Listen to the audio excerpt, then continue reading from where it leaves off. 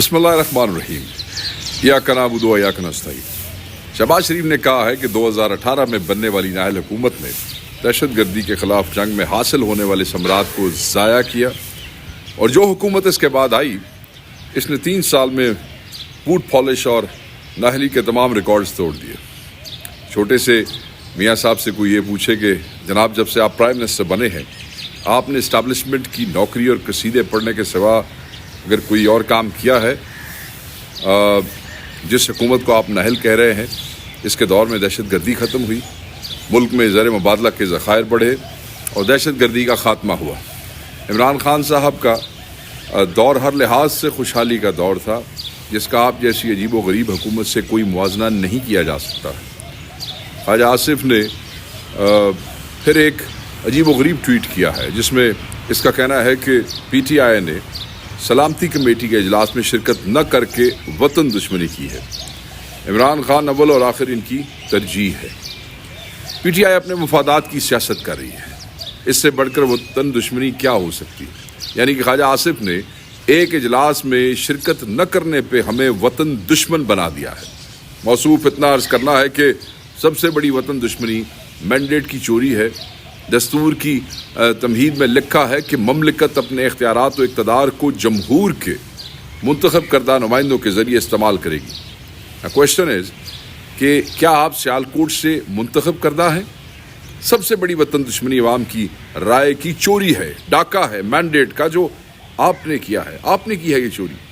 آپ کو یہ بھی بتاتے چلیں کہ تحریک انصاف کو عید سے پہلے اور بعد میں توڑنے کی افواہیں مارکیٹ میں پھیلائی گئیں، اور اب ہر طرح کی ناکامی اور رسوائی کے بعد آپ نے یہ نیا پروپیگنڈا لے کر خواجہ صاحب آپ آج دوبارہ بازار میں آ رہے ہیں۔ خواجہ صاحب دنیا کے واحد وزیر دفاع ہیں جن کے دفاع کے ساتھ جن کا دور دور تک کوئی تعلق نہیں ہے، بس نوکری لگی ہوئی ہے، دن پورے کر رہے ہیں۔ اب آپ عظمیٰ بخاری صاحبہ سے کا اندازہ کریں کہ کل پریس کانفرنس میں سوال ہوا ان سے کہ تحریک انصاف کو تو سلامتی کمیٹی کے اجلاس میں شرکت نہ کرنے پر تنقید کا نشانہ بنا رہے ہیں، لیکن نواز شریف جو نون لیگ کے پارٹی کے صدر بھی ہیں ان کو نون لیگ اس اجلاس میں کیوں نہ بٹھا سکی؟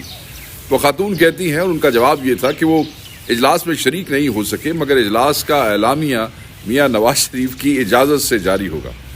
واہ محترمہ واہ۔ ویسے تو میاں صاحب آج کل پرانی عمارتوں کی حفاظت اور ٹھیکیداری جیسی بھاری قومی ذمہ داری سنبھالے ہوئے ہے۔ آپ کو یاد ہوگا جب میاں صاحب خود ساختہ چلا وطنی کے بعد وطن واپس تشریف لائے تھے تو جن کبوتروں کو میاں صاحب کی دلجوئی کے لیے اسپیشل لایا گیا تھا انہوں نے بھی میاں صاحب کے ساتھ خوب شغل کیا تھا۔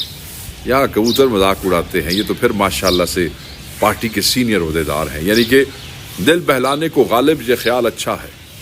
میاں صاحب کا اس وقت قومی سلامتی سے قوم سے کچھ لینا دینا نہیں ہے، لیکن اعلامیے ان کی یاد میں پڑے جا رہے ہیں، اور باقی اندازہ آپ خود لگا لیں کہ یہ لوگ جھوٹ بولنے کے کتنے ماہر ہیں اور کس خوش اسلوبی سے یہ کام انجام دے رہے ہیں۔ سننے میں آ رہا ہے کہ ممتاز قانون دان خالد انور کے جنازے میں قاضی فائز عیسیٰ صاحب بھی شامل تھے۔